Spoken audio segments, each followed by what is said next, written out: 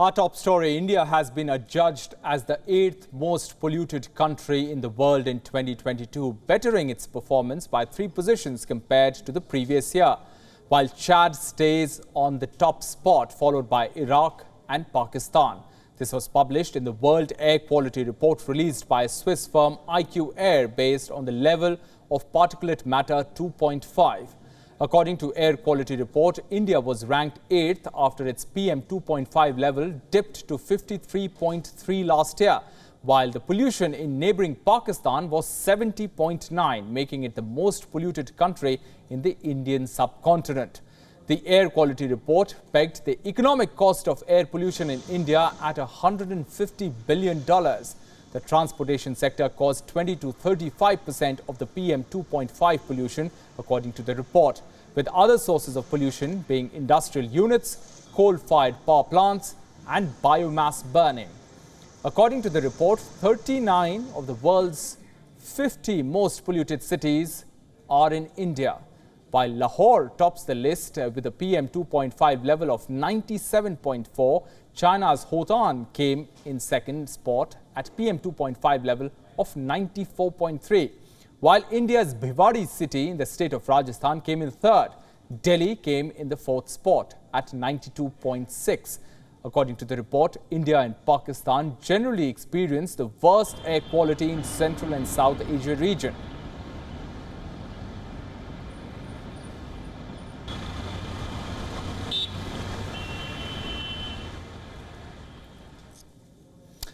To discuss this and the solution to the pollution problem, we are being joined by Dr. Chandra Bhushan from the Indian capital, New Delhi. Dr. Bhushan is the CEO of iForest. Welcome to the broadcast, sir. Thank you. Dr. Bhushan, if we look at the top 10 countries, none of them are from Europe or the Americas. Most are in Asia and Africa. What is much of the West doing that Asian countries are not? Well, you can see that pollution is also an issue related to poverty. Biomass burning, for example, seems to be a common thread across all the polluting countries, the top 10 countries that you have listed. There is large-scale use of biomass for cooking fuel, for heating. There is also, these countries also are somehow nearer to desert. Chad, for example, the most polluted country in the world, is in Sahara. So you do see certain common threads that is emerging. One, that these countries rely significantly on polluting fuel, especially solid biomass fuels. Secondly, they are in areas where there is a lot of dust. For example, the third most polluted city in the world, which is Bhiwadi in Rajasthan, also is on the edge of Thar Desert. Delhi is a sub-arid area.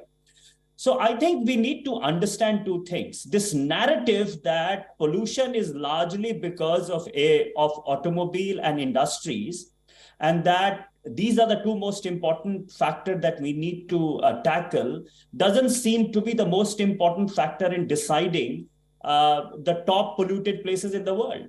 As I said, the two most important factors seem to be biomass as well as dust from land. Interesting. Sir, India has bettered its performance. It is now up 3 places. What has resulted in this improvement? Well, frankly speaking, ranking is important from communication perspective, but not from health perspective. There has been marginal improvement in the numbers, but that doesn't get translated into overall health impact. We are still very polluted. The level of pollution that is there is 10 to 15 times more than WHO standards. So it is a little solace to say that we have improved by few percentage point. So I don't think that we have done enough. There is a lot that we need to do to reduce pollution in our country and in our cities. Sir, there are 2 Indian cities in the top 5 most polluted cities, Delhi and Bhiwadi. In Delhi, there have been, multiple promises made year after year on tackling pollution. Yet the pollution persists. The city and its residents choke on harmful pollutants, particularly at the onset of winter season. Why is that? Is there a lack of political will to tackle pollution, or is the problem largely more systemic? Well, it's a systemic problem. First of all, it is not, Delhi has pollution throughout the year. It is only during monsoon that we have reasonably good quality of air. I think we need to get rid of this idea that we are only polluted during winter. We are extremely polluted during winter, but our pollution level across the year is very high. Now, as I said, it is a systemic problem. Delhi pollution is not only because of Delhi. Delhi problem is because of an airshed, which actually encompasses Lahore. Delhi airshed is about 300-kilometer radius airshed. So if you want to reduce air quality in Delhi NCR, Bhiwadi, for example, is part of Delhi airshed. Or for that matter, if you want to reduce air pollution across the Indo-Gangetic plain, we will have to look at the major sources. And I believe that without reducing biomass pollution from biomass, whether it is agricultural field, burning in agricultural field, or use of biomass for cooking, or landfill burning, we will not be able to significantly reduce pollution in Delhi. And the second part is we will also have to reduce pollution from coal. We use a significant amount of coal in Delhi NCR as well as in Delhi airshed.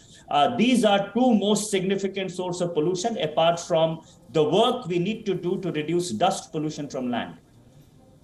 Dr. Bhushan, if we look at the list of the countries that are most polluted, you see that there are developing countries on that list. How do we balance environment with development? Because that's an eternal debate that goes on. Should this be an either-or situation at all? Or should we be looking at environment-friendly development? How can the government ensure that? Actually, you need development to solve some of the major air pollution issues. You need clean fuel. You need to provide clean fuel, cooking fuel to the poor of the world. And that requires money. That means you need to do development. You need to grow your GDP so that people can afford cleaner fuel. You need money to invest in land management. You can't remain poor and keep degrading the land, which is, as I see the list, seems to be a significant source of dust. So you need certain amount of development to even solve the environmental problem arising out of poverty. So I do not see any contradiction in terms of doing good development and good environment. Yes. Of course, at certain point of time, your development should not become such that it starts eating the environment, as the Western world is doing right now. Western world has developed so much and its resource consumption is so high that it is eating the resources of the world, and we have climate change. Sir, one final question, 30 seconds. What are the top 3 solutions here to reduce pollution in these top 10 countries that we are seeing here? You spoke about a lot of dust. You spoke about biomass fuel. What are the top 3 solutions according to you? Top 2, you have already said. We need to work on biomass, reduce biomass pollution, reduce dust from land. The third would be to make sure that we also look at other fossil fuels, including emissions from automobiles and industries. These are commonsensical action that we need to take. Somehow the common sense has become very uncommon now. All right, Dr. Chandra Bhushan, thanks very much for joining us with your perspective on this story. Thank you.